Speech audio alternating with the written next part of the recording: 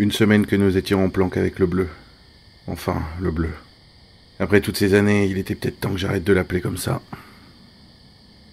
Mais pour moi, quelque part, il sera toujours le bleu. Un bon bleu.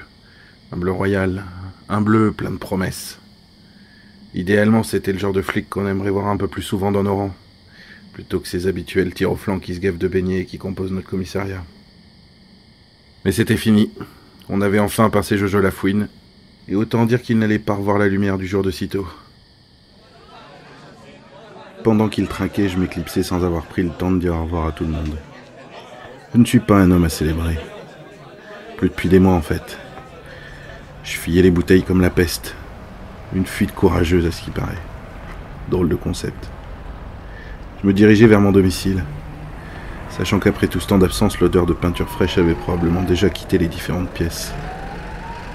L'impair bien fermé et les mains profondément enfouies dans les poches, j'avançais en ne faisant attention à rien ni à personne, pensant à ma carrière, à ma vie, et ce maudit froid qui ne faisait que me rappeler combien les années passaient, comptant les Noëls comme les moutons avant un dernier sommeil.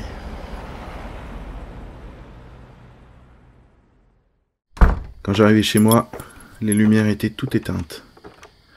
Toutes sauf celle du four qui brillait seule, comme un phare dans la nuit vers lequel je devais aller. J'appelais ma douce plusieurs fois en posant mes affaires négligemment sur le dossier d'une chaise, avant de voir la table dressée et en son centre un plat couvert. Je me voyais déjà savourer un vrai repas après une semaine de sandwich rassis. Soulevant le couvercle, la nausée et le dégoût étaient les seules choses que je pouvais ressentir. Il s'agissait du cadavre de mon lapin, Zorette, posé là dans un plat en verre. Des petites pommes de terre nouvelles légèrement dorées et des châtaignes tendres soigneusement disposées autour de la victime. Et le tout était accompagné d'une note.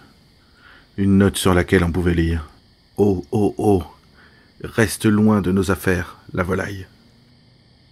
Ni une ni deux, je devais mettre mes proches hors d'atteinte du responsable. Ma douce Caro était à l'étage et évidemment elle non plus n'avait pu échapper à la vision d'horreur d'un pareil rituel sadique et macabre. On décida qu'il était préférable pour tous qu'elle aille se reposer chez sa mère. Ne serait-ce qu'un temps, le temps de l'enquête, le temps que je retrouve le petit enfoiré qui avait fait ça. Et ce petit enfoiré, je pouvais pas lui dire que je connaissais déjà son nom.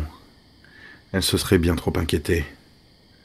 La carte, la mise en scène, le dressage, tout ça ne pouvait être l'œuvre que de Romain le Barge.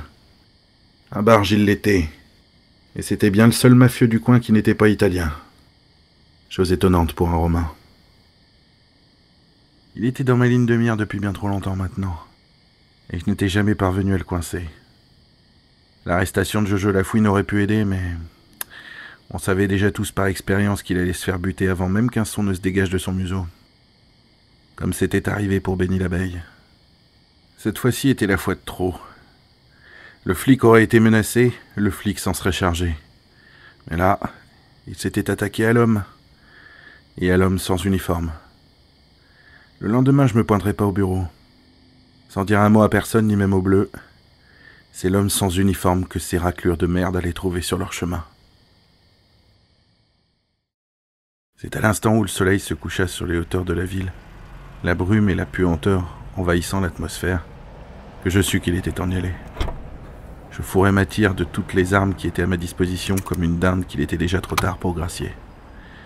Direction les quais, à l'ouest de la ville. Il ne fallut pas longtemps pour m'y rendre.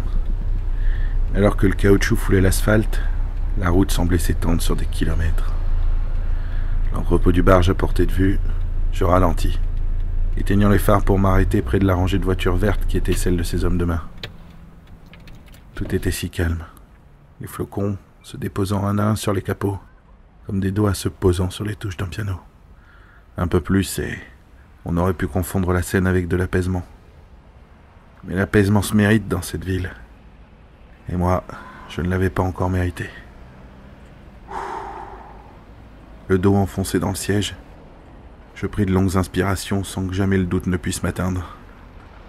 J'allais faire une connerie, la plus grosse connerie de ma vie. Mais elle m'appartenait déjà. Et le temps d'un instant, elle était juste. J'attrapais mon paquet de clopes juste pour m'en griller une. Une seule, Une seule avant de jeter le paquet sur le tableau de bord. Je consacrai un moment à défaire la cravate, tellement serrée autour de mon cou qu'elle semblait prémonitoire. J'avais le temps. Je n'étais pas pressé non plus. Après un vif coup d'œil vers la boîte à gants, j'en sortis une bouteille de whisky à peine entamée. C'était à ce goulot que les dernières gouttes de poison avaient coulé en moi. Et je la laissais là, comme un totem. La fuite des courageux. Oh, et puis merde. Je sortais de ma voiture, arme à la ceinture et bouteille à la main en dévissant le bouchon. Il glissa ma cravate avant de l'enflammer. D'un grand geste, j'envoyai valdinguer le cocktail en direction de la rangée des caisses qui s'enflammaient une à une, perdant leur manteau blanc, la capote fondante et les vitres éclatantes comme jamais. Sans hâte, je sortis 2 bons vieux Tommy Gun du coffre pour me diriger vers les gorilles et autres macaques qui sortaient en trombe du bâtiment. Ces armes avaient fait la guerre avec moi, et ce n'étaient pas ces petites frappes qui les mettraient à la retraite.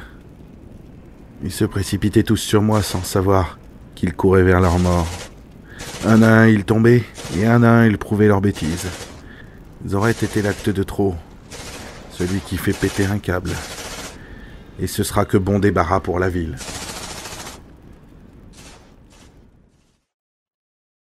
Plus un mouvement, plus un bruit alors que j'étais devant l'entrée. Il n'y avait rien. Je ne voulais pas regarder derrière moi pour ne pas me représenter l'horreur de la scène. La chaleur du brasier sur mes épaules me suffisait. C'était celle de l'enfer, sûrement. Je poussai la porte et j'entrai à l'intérieur. Mes insultes pour le barge résonnaient dans le couloir. Je le provoquai avant qu'il ne me saute dessus. Le combat fut long et éprouvant. Mes armes étaient vides, comme moi. Épuisé, comme moi aussi. Mais droit devant, je dégainai mon arme de poing pour la braquer en direction de sa sale trogne. J'avais le barge en joue. Et il ne faisait plus le fier. Ses mains en l'air, dos au mur comme le misérable qu'il était.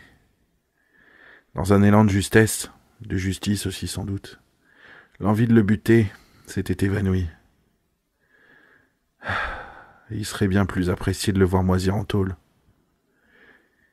Et dans une dernière provocation, il me sourit en m'indiquant ma droite.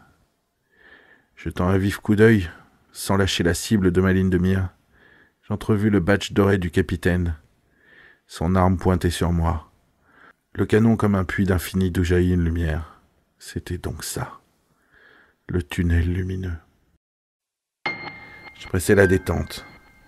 Elle était plus lourde que jamais, comme si ce dernier tir avait été le plus dur de toute ma vie. Oh, et puis merde.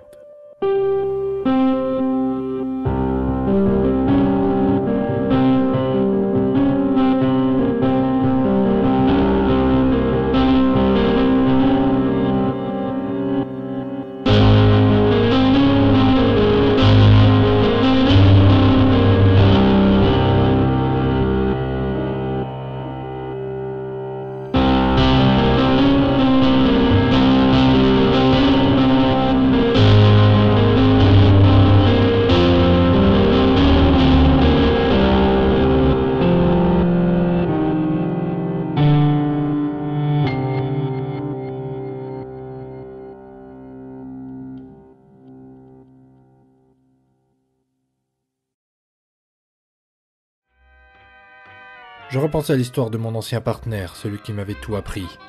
Ce jour où la mamiche qui avait le barge sur l'ensemble de la ville a définitivement été coupée. Ce jour où j'ai démissionné des forces de l'ordre, quand le capitaine Shutan m'a regardé droit dans les yeux pour me dire qu'il ne ferait pas d'enquête sur sa mort parce qu'il était le méchant de l'histoire.